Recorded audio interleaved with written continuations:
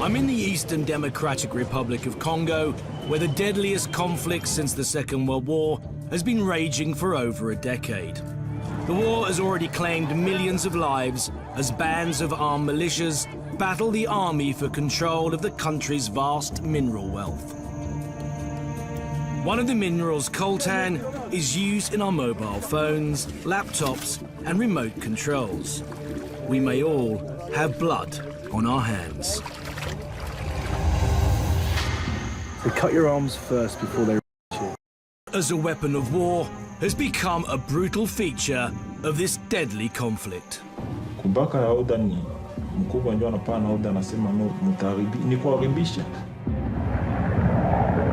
Now I'm heading into the heart of the war zone to find out for myself what can be done to end this appalling cycle of violence, which amounts to the and plunder of an entire nation.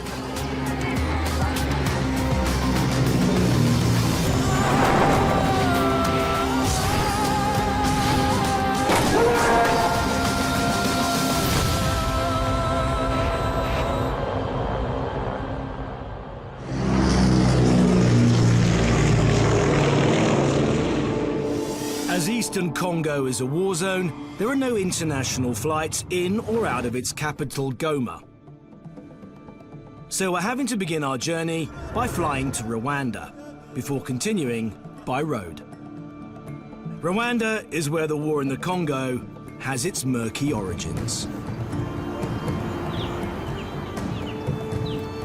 We just arrived in Kigali, the capital of Rwanda.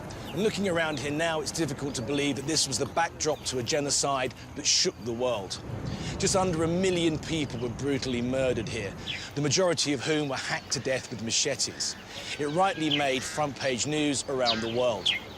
But the ongoing war in the neighbouring Democratic Republic of Congo, or DRC, rarely makes the headlines. The United Nations has described the DRC as the capital of the world. It's estimated that some 6 million people have been killed there in the last 10 years, and tens of thousands are added to that number every month. We're on our way there to find out why so little is known about the bloodiest conflict the planet has witnessed since the end of the Second World War. Rwanda, the country of 1,000 hills, is peaceful now and run along orderly lines. And the road which leads to the Congo is surprisingly good. But it wasn't always like this.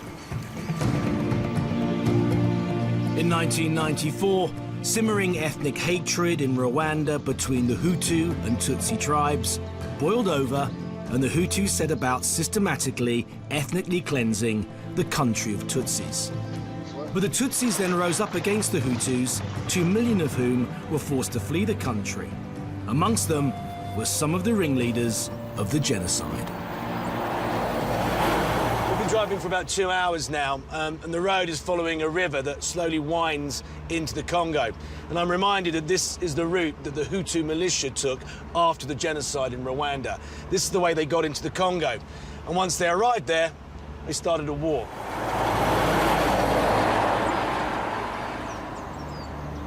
The city of Goma is seated at the base of an active volcano. And to add to the general chaos of this battle-scarred city, many of the roads are now encrusted with rough, hardened lava, which makes driving on them challenging.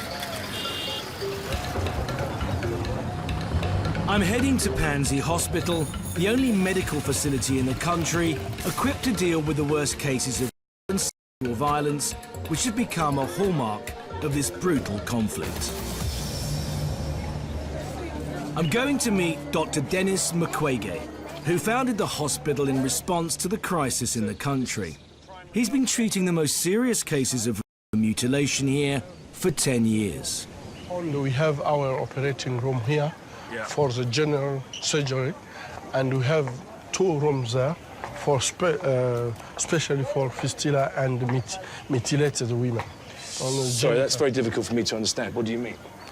We saw that many women who were coming here with the story of after to be dead, they are wounded in the genital party. And it can be to cut the labial, it can be to cut the clitoris, it can be to put fire. Some of them... Fire? Exactly. But they put burning wood in... plastic, warm plastic, and just... stick it inside the woman's vagina? Exactly. And all this can just make the wound on the genital party. But why do they want to cut the labia or the clitoris or why stick burning I think that all bottles these things is done publicly. And I think that it's a strategy to traumatize as possible as they can traumatize not only the victim, but the family. So basically, it's being used as a weapon. Exactly. On our way round the hospital, we come across Sarah, a young victim. She's only 14. Yeah. And balukamata kunakuwa miaka ngapi? She was when she was only 13. 13. And now with a baby. Who was responsible for the... Hutus. Are her family okay? She's now alone in life with a child. The father are the killers of the whole family. It's terrible.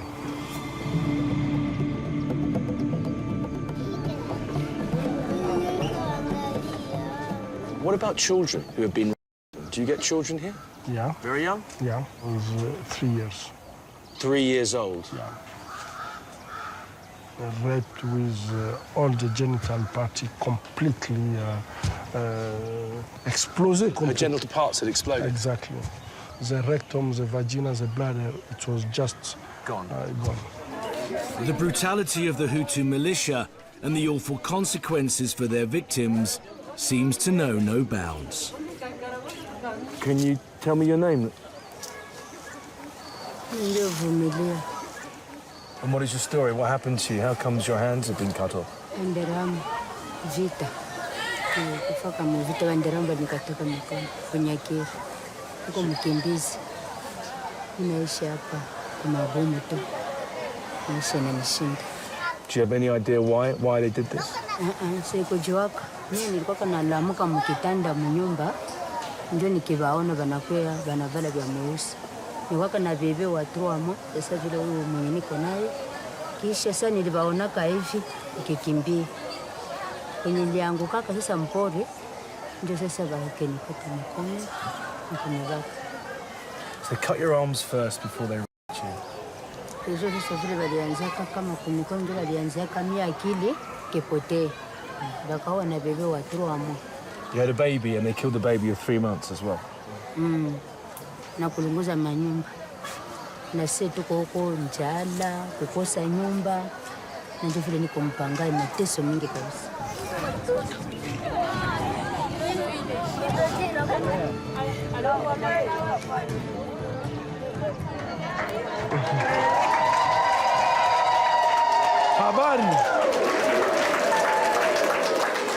Dr. Mukwege is seen as a savior here by hundreds of women who have been raped and often mutilated and are now recovering from surgery.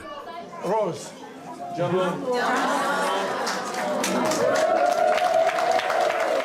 After they were raped, many of these women were forced to become sex slaves and mules, carrying valuable minerals which fuel the ongoing war. I'm into, yeah? And what's the story? Siku walinibeba kule kupori, walibaka makasterite pale mushimu, wakaniambia nibebe 20 kilo. 20 kilo ya kasterite ni ya kilo sana.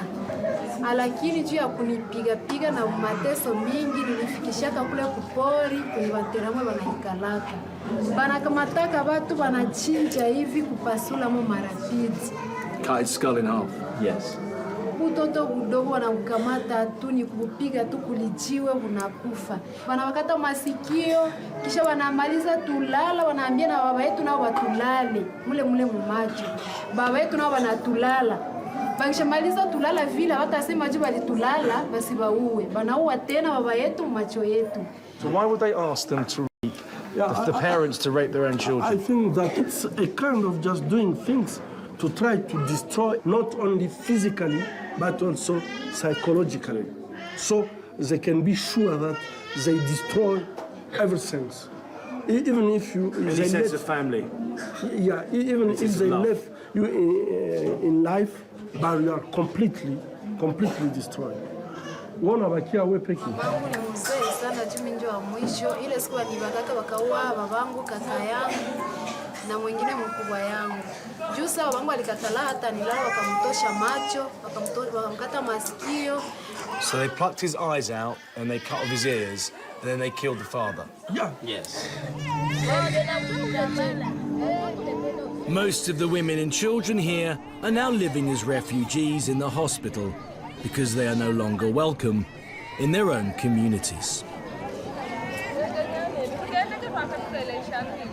The thing that's making me rather angry is the fact that this has been going on for some 10 years and shows no sign of letting up. I personally now want to go, if I can, and face the men that are capable of plucking a father's eyes out because he won't his own daughter and then killing him. Men who are capable of a 3-year-old child. Men who are capable of a woman and then putting a gun inside her and pulling the trigger. I want to meet people that are capable of doing those things and ask them why. I'm in Goma, the capital of the war-torn Eastern Democratic Republic of Congo. And unspeakable acts of sexual violence, as well as the recruitment of thousands of child soldiers, have become hallmarks of this brutal conflict, which has already claimed millions of lives. The streets of Goma are bristling with guns, some belonging to the Congolese army and others to the United Nations, who are trying to bring peace to this troubled region. More than a decade of conflict have left a legacy of chaos and corruption.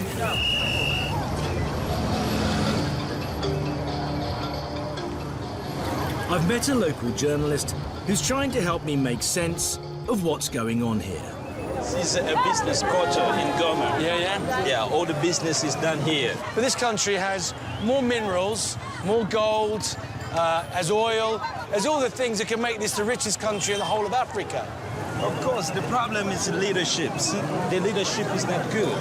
They work for feeding their stomachs. They don't care about the population. What kind of corruption? How corrupt are things around here? The agents who work in the government, they don't get well paid. So since they don't receive a good pay, they have children, they have family, they need to ask for blessings. Blessings, you call it? Yes. That's a bribe, we call it. Yes. It's called a blessing here, yeah? Yeah. I want to come face to face with the men capable of carrying out the horrific crimes that we heard about in Pansy Hospital. And the obvious place to start is the city's jail. The UN described this as the worst prison in Africa. Originally built to house 150 prisoners, it now has nearly 1,000. Bonjour, je m'appelle Ross. Moi, je suis du ministère de la Justice. Merci beaucoup.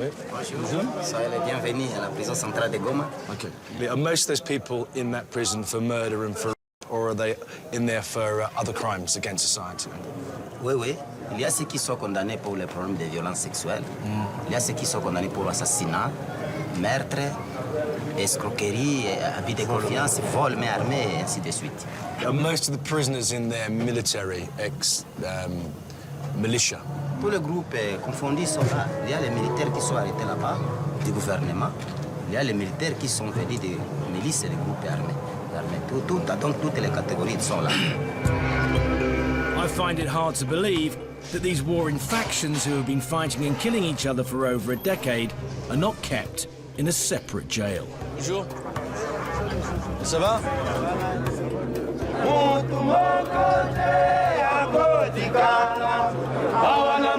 All the prisoners, numbering 968 on the day that we visited, are crammed into the prison yard, less than the size of a football pitch.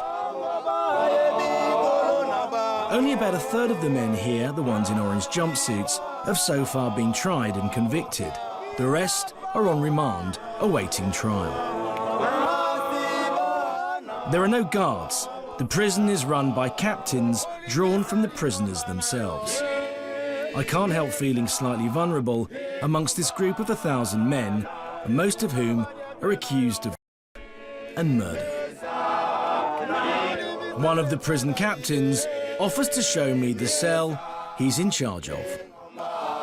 And this is the cell for how many men? 44? Yeah, in a cell.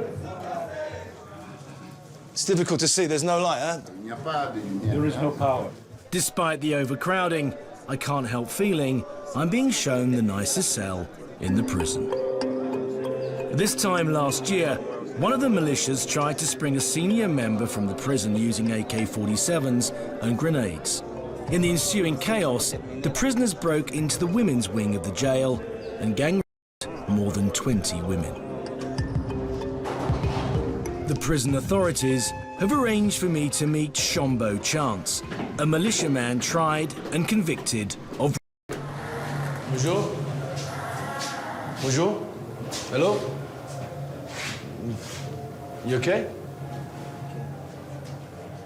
So how old were you when you first joined the army? Naikukota msala soda nazana diza. Waikukondane ngai deja nazana 25. Na prison bakondane ngai condamné à mort. Are you guilty of... Ndenge ezalaki ndeko. Tanga na uti na bitumba pona salaka deja 2 mois nazana bitumba. Kobima na bitumba sikona kotumi na mboka awa na Goma mwaye zate. Na okidonke nzoto esepelite pona silisi deja 2 mois na front. Namona kamwasi te.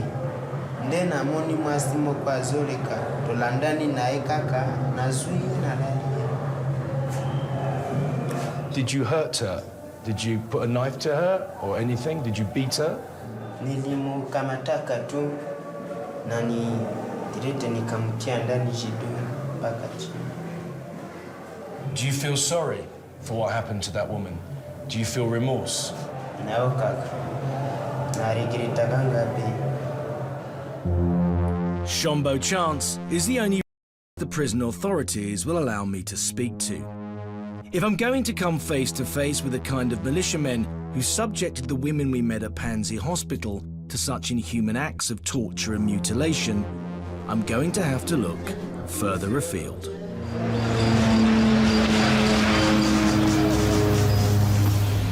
MONUC, as it is known, is the biggest UN force on the planet.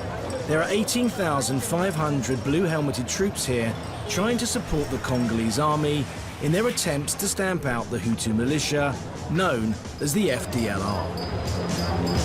We're on our way to the UN airport in Goma. We're going to pick up a helicopter and travel 250 clicks north to a place called Walikale.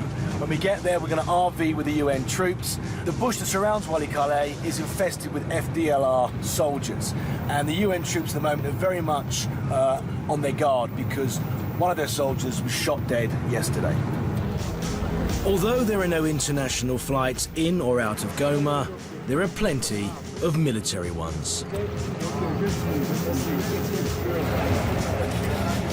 While we're waiting for the flight, a memorial ceremony is taking place at the airport for the UN peacekeeper who was just shot dead by unidentified militiamen.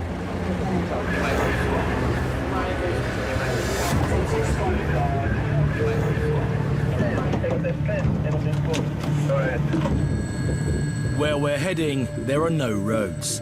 We're flying up country where the Hutu militia are hidden deep in the jungle. The main roads around the remote town of Walikale have long since disintegrated, and the only practical way of getting in or out is on the twice-weekly UN supply flight.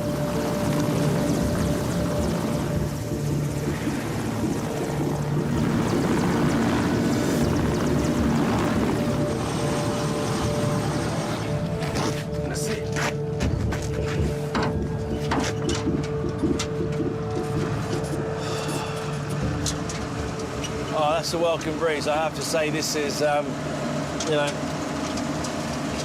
as hot as Afghanistan. really is incredibly humid here and very different from where we've been down in Goma.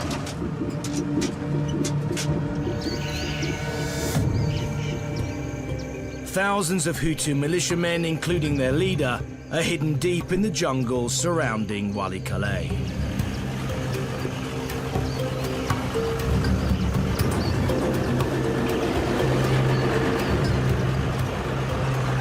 Perched on a hilltop above the town is the UN's command base, home to 100 peacekeepers from the Indian Army unit, the Fighting Fifth.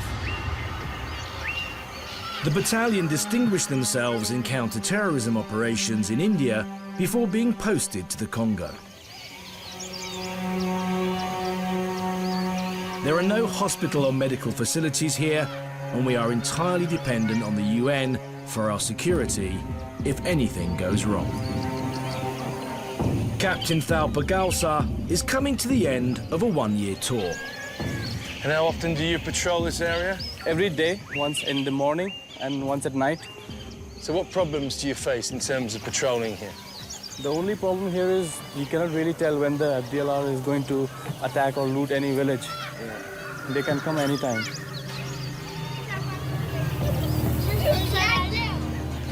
Part of the UN's role here, in conjunction with the Congolese army, is to try to protect innocent villagers caught in the crossfire. We suddenly come across a contingent from the Congolese army, but we soon realize that some of the soldiers here are former members of another militia group known as the CNDP, started by the Tutsis who took up arms against the Hutus who came across the border from Rwanda after the genocide. Now they've joined forces with the Congolese army to try to defeat a common enemy, the Hutus. Now, it's well known that the CNDP were responsible for going into villages, murdering, looking for Hutus, killing them. And now they're integrated into the government and they're actually working hand in hand or alongside with the United Nations here. You know, I can't ask the captain to comment on that because it's not his job, but the fact is that, you know, you now have a lot of people that are responsible for killings, for and for murdering, who are now part of the regular Congolese army.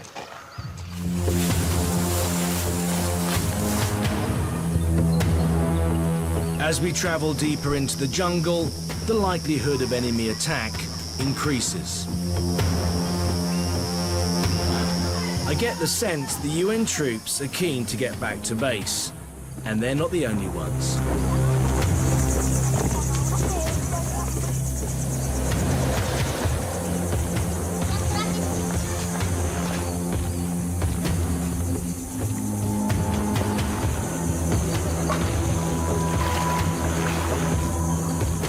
Right, I think that's just about it. We're now back in Walikale. It's still very hot, even though it's gone dark virtually. But I have to say, I for one am very happy that we're back with the vehicles. Unfortunately, the UN can't put us up at their base, and we're forced to find accommodation in town, which is basic to say the least. It has no electricity, food, or running water. But during the night, I discovered it has plenty of bed bugs, mosquitoes, and rats. Although we've still seen no sign of the Hutu militia who are being hunted by the UN and the Congolese army, I have now managed to make contact with another notorious armed group, the Mayi-Mayi. The Mayi-Mayi are a Congolese militia group originally set up to defend themselves against the other militias that would come in and attack their villages. That said, we have heard that now they operate independently as a militia, that they're responsible for. And also they have many young soldiers fighting for them. There are still some 8,000 child soldiers estimated to be out in the bush, and the Mayi-Mayi use children on a frequent basis. Hello. Bonjour. The Mayi-Mayi commanders have organised a traditional African welcome for us, and we're taken to a nearby parade ground.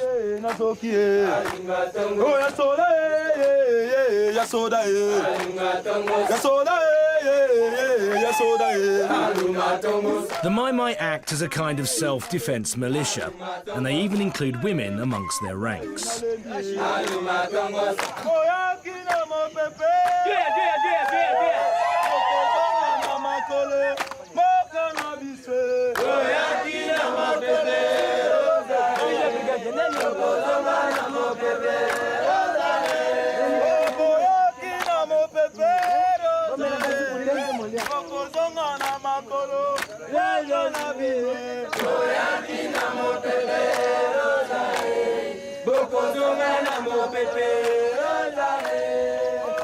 Are there some very young soldiers here? Do they ever have very young soldiers?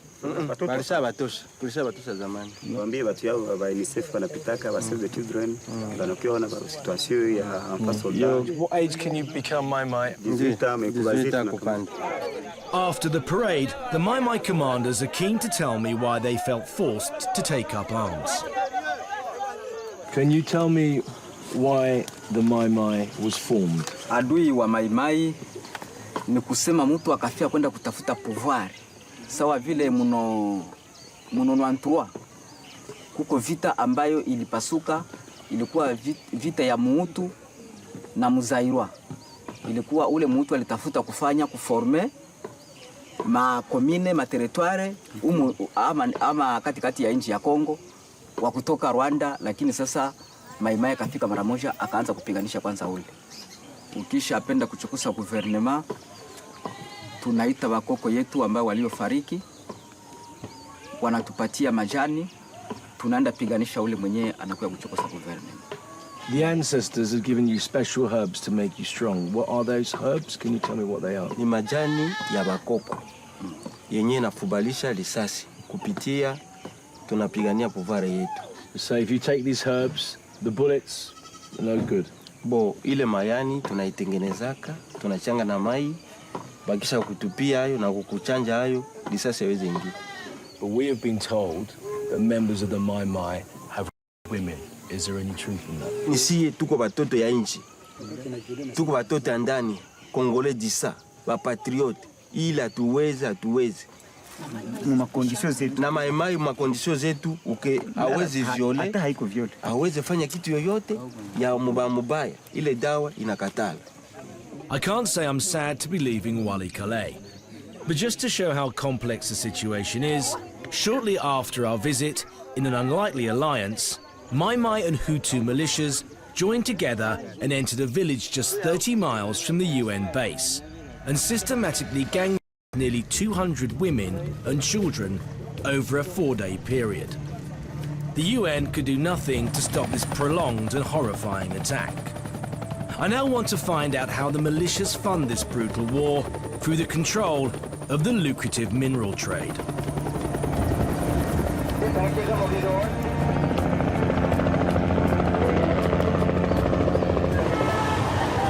One of the Congo's most sought-after minerals is Coltan.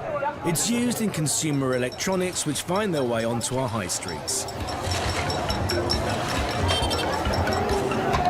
I want to go and see a coltan mine for myself, but so bad is the reputation of the mineral industry here and its role in funding the war that the Congolese authorities want to prevent us filming one and have told us it's too dangerous. But we are determined to find one. I'm on my way into an area formerly controlled by the Tutsi militia known as the CNDP, who have fought against both the Congolese army and the Hutu militia. The UN have told us it's not safe to travel this road and are providing us with a military escort who we're meeting at a rendezvous 50 miles west of Goma. Pleased to meet you. Yes, Corporal Tsami. Okay, you will be driving from you at the back. When something happens, then we can be able to protect you.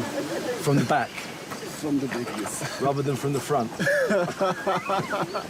prefer it the other way around, generally.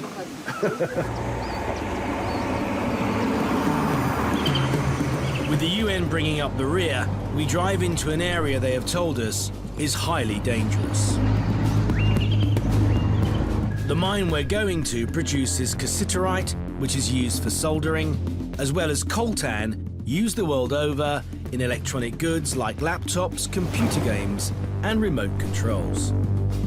In recent years, there has been fierce fighting for control of the mine between the militias and the Congolese army. Right, well, we've reached the end of the road quite literally. We're having to say goodbye to our UN escort, and we've now got about an hour's trek down to the mine. If they don't directly control a mine, the militias seek to raise money by setting up roadblocks or ambushes along routes like this one. Often it's women like those we met at Pansy Hospital who are made to carry the minerals. The militias demand what they call taxes, using the threat of violence or murder.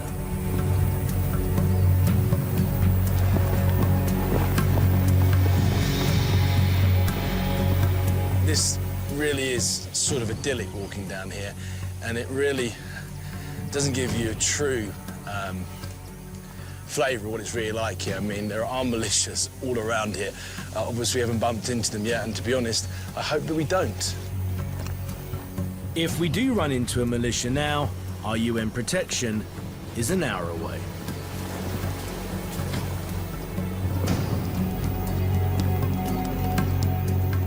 That, if I'm not mistaken, is what we've come all this way for. That is a coltan and cassiterite mine. Once the coltan leaves Goma, it's shipped to the Far East, where it's smelted. By then, the blood minerals from the Congo are untraceable and may be sold on to electronic giants worldwide. So these guys have been sifting for a considerable amount of time, and they've actually produced that black material from washing it out of the chalk soil. So how much ore do you think is actually there? And how long would it have taken them to have made that $10?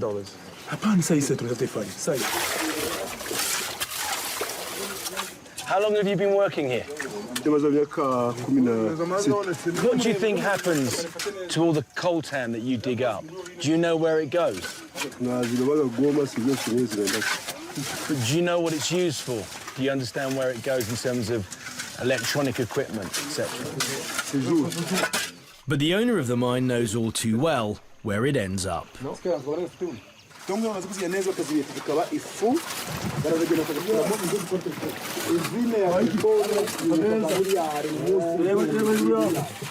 This is coltan here, and in my hand here, just considerably heavier, is cassiterite. But the mine owner here is telling me that when he gets this eventually to the market in Goma, that this goes for about $5 to $6, the cassiterite, a kilo, and this can go as much as $20 a kilo. The DRC has an estimated 2/3 of the world's coltan, essential to our high-tech lives. I find it hard to believe that in the 21st century, miners here are still digging it out with their bare hands. Quite simply, the taxes levied for mines like this one fund the war. They end up paying for RPGs and for AK-47s. The United Nations has said that multinationals who end up buying coltan aren't funding the war, but they're the driving force behind it. And here's the thought. Maybe the camera that's filming me, and possibly the mobile phone that's in your pocket right now, has blood on it from the Congo.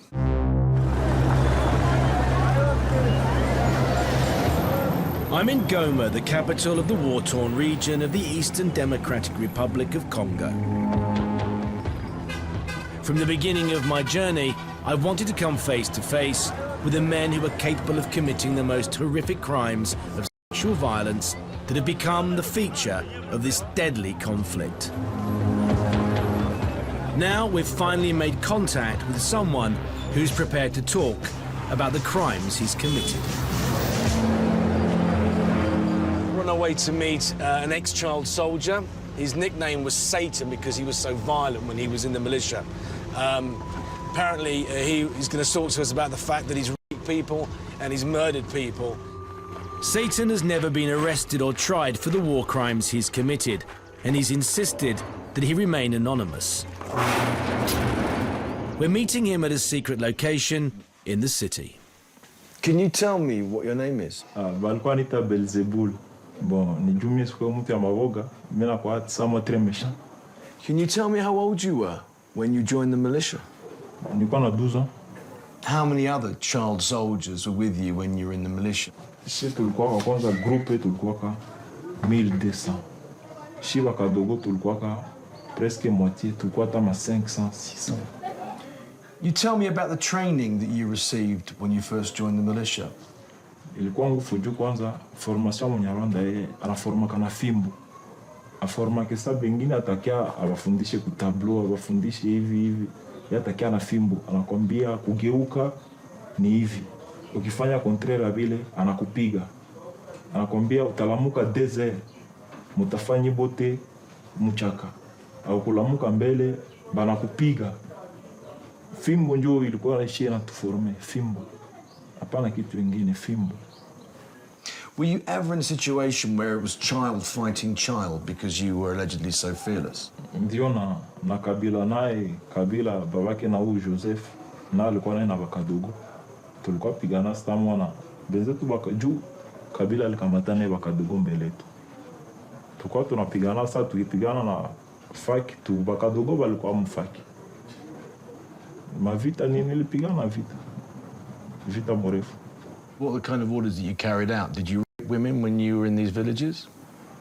Ndio ni mpori juu ni jeshi atulipo, hakuna banamuke, hakuna nini.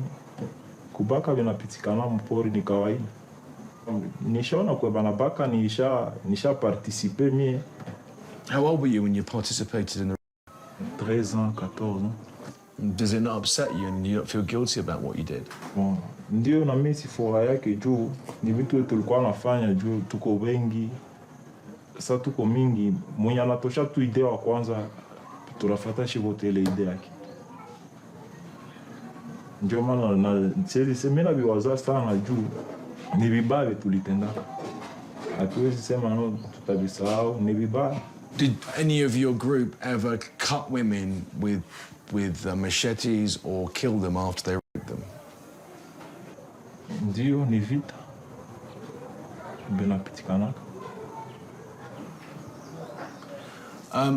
Do you think when the happened that they were commanded by your officers to intimidate the population, or were they just allowing you to have fun or enjoy yourself? Iko na sanse mbili kubaka gisi juu kubaka huko kubaka na kwa kubaka ya nombre au ya oda. Sasa gisi yeye anasema pale. Kubaka ya oda ni mkubwa ndio anapana oda, anasema no mutaribi ni kuharibisha. Hata sema mtengeneze na atasema mutaharibishia tu. We just met an ex-child soldier who openly admits to murder. And I have to be honest, showed very little remorse about what he'd done when he was in the militia. The fact that he's showing no remorse, I think, probably has a lot to do with his age. I don't think he's come to terms yet with what he actually did and what he experienced. But also, I have to say, you couldn't see his face. He's awfully young. Unfortunately, I've looked into the eyes of a number of people who are killers. And whether it was inside him beforehand or whether it was beaten into him, that man now has the eyes of what I would consider to be a killer. And I think his life is changed forever because of that. And unfortunately, he, like many others, probably has a horrible future.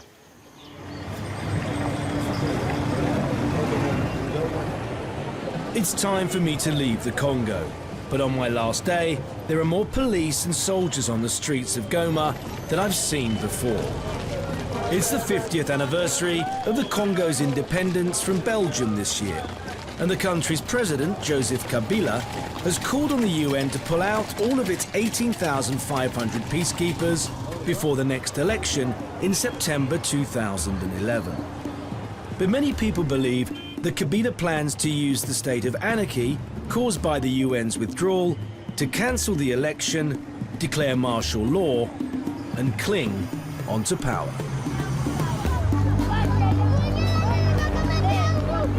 I wonder what Dr. Mukwege, who has treated the most severe victims at Pansy Hospital for a decade now, makes of the situation his country faces. There are rumours that the United Nations army here might be leaving the forces. What do you think will happen? It will be a catastrophe. If this happens,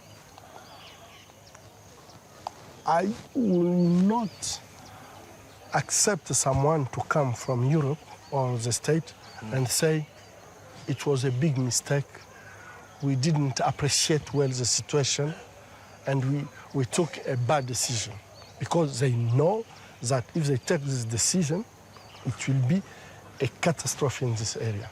But my big question is about people who are normal and are accepting to buy what they are looted, what the soldiers have taken. And I think that there is many people who are taking benefit in this, around the world. Around the world. My question is how they can accept this kind of benefit when they know what is going on the body of the women for to get this mineral. And this is going on 10 years. It's not just something who happened and we can say, yeah, no one was informed, so it's something who just, but all the world is informed. It's been happening for 10 years. Yeah, 10 years. It happened in Bosnia. But in Bosnia, the reaction after 3 months, all the world say, this have not to happen, and they stop it. Because this is Black Africa, do you think? I don't want to accept this because... but it's a possibility. But if it's so, it's very sorry. Because we are all on the same planet. We're all human beings. Yeah.